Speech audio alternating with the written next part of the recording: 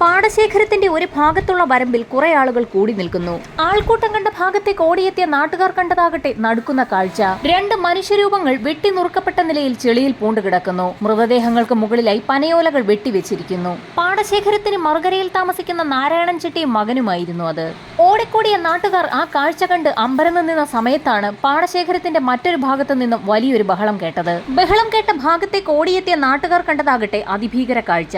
അവിടെയും സമാനമായ രീതിയിൽ പനയോല കൊണ്ട് മൂടപ്പെട്ട രീതിയിൽ രണ്ട് രൂപങ്ങളെ വെട്ടിനുറുക്കിയിട്ടിരിക്കുന്നു. പനയോലയുടെ അല്പഭാഗം നീക്കിയപ്പോൾ നേരത്തെ കണ്ട നാരായണൻ ചെട്ടിയുടെ ഭാര്യയും മകളുമാണ് അവിടെ കിടക്കുന്നതെന്ന് മനസ്സിലായി. ഒരുപാട് കൃഷിസ്ഥലങ്ങൾ സ്വന്തമായുള്ള പരോപകാരിയായ നാരായണൻ ചെട്ടിയും കുടുംബത്തെയും ആ പ്രദേശത്ത് എല്ലാവർക്കും പരിചയമുണ്ട്. 3 പെൺമക്കളും ഒരു മകനുമായിരുന്നു അയാൾക്കുള്ളത്. അതിൽ ഒരു മകനും മകളുമാണ് ഭാര്യയ്ക്ക് പുറമെ കൊല്ലപ്പെട്ടിരിക്കുന്നത്.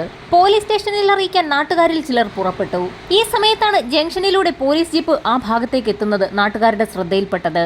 നാട്ടുകാരുടൻ തന്നെ പോലീസ് ജീപ്പിന് കൈ കാണിക്കുകയും ജീപ്പിൽ നിന്നിറങ്ങിയ SIയോട് നാരായണൻ ചെട്ടിയും കുടുംബവും കൊല്ലപ്പെട്ട വിവരം അറിയിക്കുകയും ചെയ്തു. ജീപ്പിലുണ്ടായിരുന്ന 2 പേർ ഈ സമയത്ത് നിലവിളിച്ചുകൊണ്ട് പുറത്തേക്കിറങ്ങി. കാരണം നാരായണൻ ചെട്ടിയെയും ഭാര്യയും കാണാനില്ല എന്ന് പോലീസിൽ പരാതി നൽകാനെത്തിയ ആളുകളായിരുന്നു അവർ. അവരുടെ പരാതിയുടെ അടിസ്ഥാനത്തിൽ നാരായണൻ ചെട്ടിയെയും ഭാര്യയെയും അന്വേഷിച്ചിറങ്ങിയതായിരുന്നു ആ പോലീസ് സംഘം. സംഭവം നടക്കുന്നതിന്റെ തലേ ദിവസം രാത്രിയിൽ നാരായണന്റെ അടുത്ത ബന്ധുവായ അപ്പച്ചെട്ടിയാർക്ക് അസുഖമായതിനെ തുടർന്ന് അയാളെ ആശുപത്രിയിൽ പ്രവേശിപ്പിക്കുന്നതിനായി നാരായണനെയും മകനെയും കൂട്ടിക്കൊണ്ടുപോകുന്നതിനായി അവരുടെ ഒരു ബന്ധു ബാലകൃഷ്ണൻ അവരുടെ വീട്ടിലേക്ക് എത്തിയിരുന്നു. ബാലകൃഷ്ണൻ അവരെയും കൂട്ടി ഹോസ്പിറ്റലിലേക്കെന്നും പറഞ്ഞു പോയി. ഈ സമയം അപ്പച്ചെട്ടിയാരുടെ വീട്ടിൽ അയാളുടെ ഭാര്യ മാത്രമേ ഉണ്ടാവുകയുള്ളൂ എന്ന് കരുതി അവർക്ക് കൂട്ടുകിടക്കുന്നതിനായി നാരായണന്റെ ഭാര്യ ദേവകിയും അങ്ങോട്ട് പോയി. വീട്ടിൽ ആളില്ലാത്ത സമയം നോക്കി ബാലകൃഷ്ണൻ നാരായണന്റെ വീട്ടിലെത്തി സാധനങ്ങൾ മോഷ്ടിച്ചു കൊണ്ടുപോകുന്നത് നാരായണ ചെട്ടിയാരുടെ തന്നെ മറ്റു 2 മക്കളായ വാസന്തിയും ബിന്ദുവും കണ്ടിരുന്നു.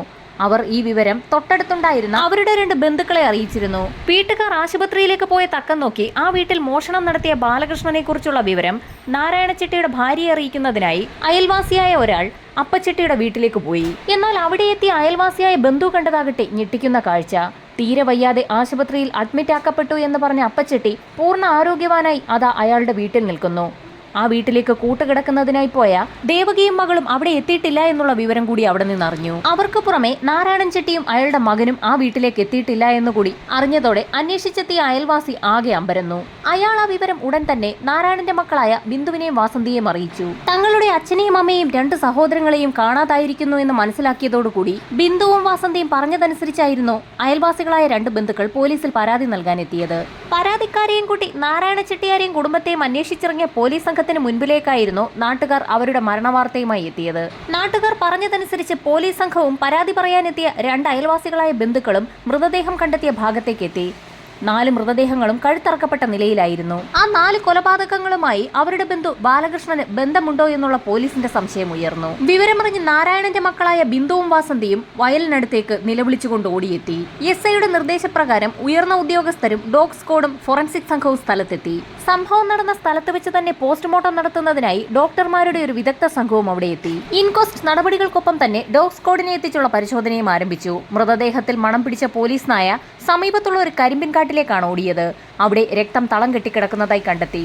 അവിടെ നിന്നും വീണ്ടും മൃതദേഹം കിടക്കുന്ന ഭാഗത്തേക്ക് ഓടിയ നായ ആ മൃതദേഹങ്ങളിൽ ഒന്നുകൂടി മണം പിടിച്ച ശേഷം നാരായണൻ ചെട്ടിയുടെ വീട്ടിലേക്ക് ഓടി. വീടും പരിസരവും ഒക്കെ ചുറ്റി നടന്ന ശേഷം കരിമ്പിൻകാട്ടിന് സമീപത്തുള്ള മറ്റൊരു പ്രദേശത്തേക്കാണ് നായ ഓടിയത്. അവിടെയും രക്തത്തിന്റെ പാടുകൾ ഉണ്ടായിരുന്നു. 2 വ്യത്യസ്ത സ്ഥലങ്ങളിലിട്ടാണ് ആ 4 പേരെയും കൊലപ്പെടുത്തിയതെന്ന് പോലീസിന് വ്യക്തമായി. ഡോഗ് സ്ക്വാഡിനെ ഉപയോഗിച്ചുള്ള പരിശോധന പുരോഗമിച്ച സാഹചര്യത്തിൽ വീണ്ടും മൃതദേഹങ്ങളിൽ മണം പിടിച്ച നായ ബാലകൃഷ്ണന്റെ വീട്ടിലേക്ക് ഓടിയെത്തി.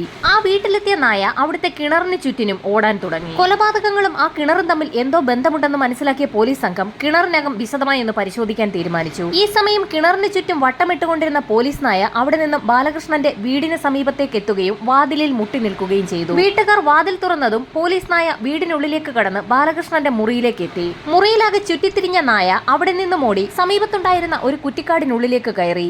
ബാലകൃഷ്ണൻ ആ കുറ്റിക്കാടിനുള്ളിലേക്ക് കയറിപ്പോയിട്ടുണ്ടെന്ന് പോലീസിന് ഇതിൽ നിന്ന് വ്യക്തമായി. നാരായണൻ ചെട്ടിയുടെ ഭാര്യ സഹോദരിയുടെ മകനായ ബാലകൃഷ്ണൻ എന്തിന് ആ കുടുംബത്തെ ഇല്ലാതാക്കണമെന്നുള്ള ചോദ്യം നാട്ടുകാർക്കിടയിൽ ഉയർന്നു. ഇതേസമയം തന്നെ മൃതദേഹം കണ്ടെത്തിയ വയലിൽ ഇൻക്വസ്റ്റ് നടപടികൾ പൂർത്തിയാക്കിയ ശേഷം വിദഗ്ധർമാരടങ്ങുന്ന ഡോക്ടർ സംഘം പോസ്റ്റ്മോർട്ടം നടപടികൾ ആരംഭിച്ചു.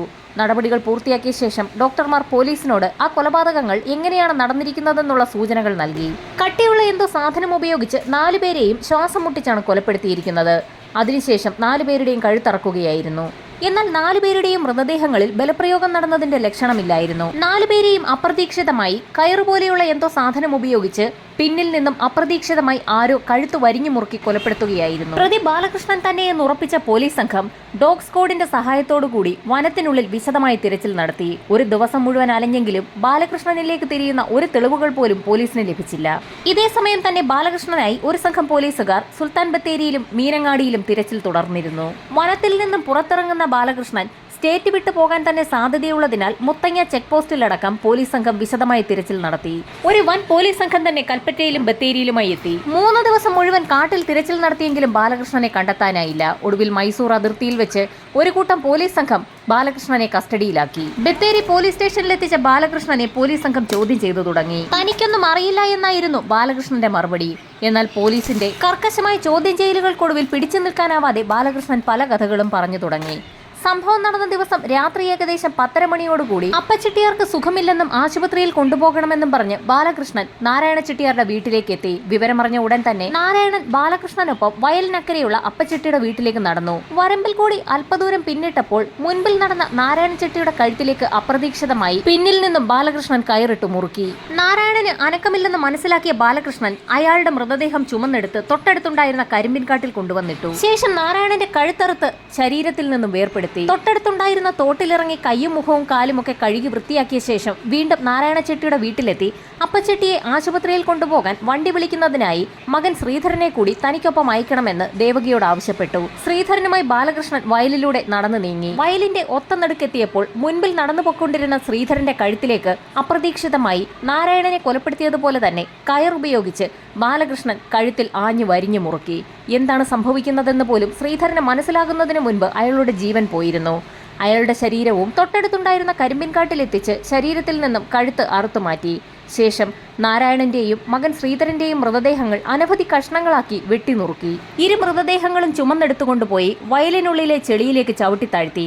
മൃതദേഹഭാഗങ്ങൾ പുറത്തേക്ക് പൊന്തി നിൽക്കുന്നെന്ന് മനസ്സിലാക്കിയ ബാലകൃഷ്ണൻ തൊട്ടടുത്തുണ്ടായിരുന്ന പനയിൽ നിന്നും ഓല വെട്ടിയെടുത്ത് ആ മൃതദേഹങ്ങൾക്ക് മുകളിലേക്കിട്ടു. ആ കൃത്യം നടത്തിയ ശേഷം ശരീരമൊക്കെ കഴുകി വൃത്തിയാക്കി വീണ്ടും നാരായണന്റെ വീട്ടിലേക്കെത്തിയ ബാലകൃഷ്ണൻ അയാളുടെ ഭാര്യ ദേവകിയോട് തനിക്ക് വിശക്കുന്നെന്നും ഭക്ഷണം വേണമെന്നും ആവശ്യപ്പെട്ടു. അയാൾ പറഞ്ഞ പ്രകാരം ദേവകി ഭക്ഷണവും നൽകി. അപ്പച്ചെട്ടിയുടെ വീട്ടിലെല്ലാവരും ആശുപത്രിയിലേക്ക് പോയതിനാൽ ഭാര്യയ്ക്ക് കൂട്ടുകിടക്കുന്നതിനായി ദേവകി അവിടേക്ക് ചെല്ലണമെന്ന് നാരായണ ചെട്ടി തന്നോട് പറഞ്ഞിരുന്നു എന്ന് ബാലകൃഷ്ണൻ ദേവകിയെ അറിയിക്കുകയും ദേവകിയെ കൂട്ടി അവിടെ നിന്നും അപ്പച്ചെട്ടിയുടെ വീട്ടിലേക്ക് നടക്കുകയും ചെയ്തു.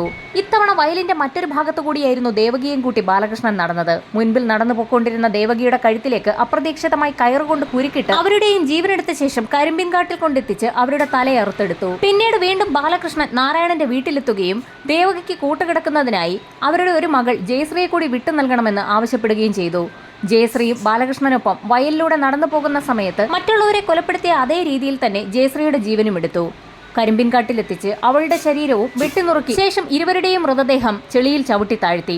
മൃതദേഹങ്ങൾക്ക് മുകളിൽ പനയോല വെട്ടിവെക്കുകയും ചെയ്തു. കൈയും കാലുമൊക്കെ കഴുകി വൃത്തിയാക്കിയ ശേഷം വീണ്ടും നാരായണന്റെ വീട്ടിലേക്ക് ബാലകൃഷ്ണൻ എത്തി. അപ്പോഴേക്കും സമയം ഏകദേശം വെളുപ്പിന് 3 മണിയായിരുന്നു. വാതിലിൽ തട്ടി വിളിച്ചപ്പോൾ വാസന്തിയായിരുന്നു വന്ന് വാതിൽ തുറന്നത്. തനിക്ക് നല്ല ക്ഷീണമുണ്ടെന്നും അതിനാൽ ഇവിടെ എവിടെയെങ്കിലും കിടക്കണമെന്നും അവൻ പറഞ്ഞപ്പോൾ തന്റെ സഹോദരനാണല്ലോ പറയുന്നതെന്നോർത്ത് വാസന്തി അതിന് അനുവാദവും നൽകി. വാസന്തിയും അനുജത്തി ബിന്ദുവും ഉറക്കമാണെന്ന് മനസ്സിലാക്കിയ ബാലകൃഷ്ണൻ അയാളുടെ മുറിയിൽ നിന്നിറങ്ങി വാസന്തിയുടെ മുറിയിലേക്ക് എത്തി. തൊട്ടടുത്ത് ആരോ വന്ന് നിൽപ്പുണ്ടെന്ന് മനസ്സിലാക്കിയ വാസന്തി ഞെട്ടി ഉണർന്നു നോക്കുമ്പോൾ ബാലകൃഷ്ണൻ മുൻപിൽ നിൽക്കുന്നതാണ് കണ്ടത്. എന്താണെന്ന് ചോദിക്കുന്നതിന് മുൻപ് തന്നെ അയാൾ അവളെ കീഴ്പ്പെടുത്തിയിരുന്നു. പീഡനത്തിനിരയായ വാസന്തി തന്റെ അനുജത്തി ബിന്ദുവിനെയും കൊണ്ട് ആ വീട്ടിൽ നിന്നും ഇറങ്ങി ഓടി. ബാലകൃഷ്ണനാകട്ടെ ആ വീട്ടിൽ നിന്നും വിലപിടിപ്പുള്ള സാധനങ്ങളും മോഷ്ടിച്ചുകൊണ്ട് അവിടെ നിന്ന് കടന്നു കളഞ്ഞിരുന്നു. അയാൾ തന്റെ വീട്ടിലെത്തി മൃതദേഹങ്ങൾ വെട്ടിമുറിക്കുന്നതിനായി ഉപയോഗിച്ച കത്തി കിണറ്റിൽ ഉപേക്ഷിച്ചു. ശേഷം മുറിയിലേക്കെത്തി വസ്ത്രം മാറി പുറത്തിറങ്ങി കുറ്റിക്കാട്ടിനുള്ളിലേക്ക് കടന്നു.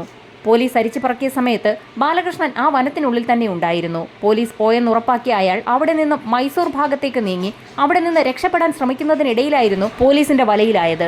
വിവാഹിതനും 2 കുട്ടികളുടെ അച്ഛനുമായിരുന്നു ബാലകൃഷ്ണൻ.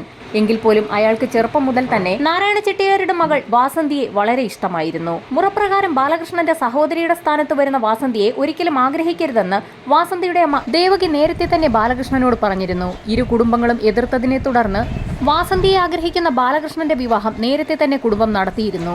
എന്നാൽ തന്റെ മനസ്സിലുള്ള ആഗ്രഹ പൂർത്തീകരണത്തിന് വേണ്ടിയായിരുന്നു ആ കുടുംബത്തെ ഒന്നടങ്കം ബാലകൃഷ്ണൻ ഇല്ലാതെയാക്കിയത്. പീഡനത്തിന് 10 മോഷണത്തിന് 5 വർഷത്തെയും തടവ് ലഭിച്ചു. ഇതിനെതിരെ ബാലകൃഷ്ണൻ ഹൈക്കോടതിയിലും സുപ്രീം കോടതിയിലും നൽകിയ അപ്പീൽ ഇരു കോടതികളും തള്ളി. അതിനുശേഷം ദയാഹർജിക്കായി ഗവർണറെയും രാഷ്ട്രപതിയെയും സമീപിച്ചെങ്കിലും ഇരുവരും ഹർജി തള്ളി. ഒടുവിൽ കോടതി ബാലകൃഷ്ണനെ വധശിക്ഷയ്ക്ക് വിധിച്ചു.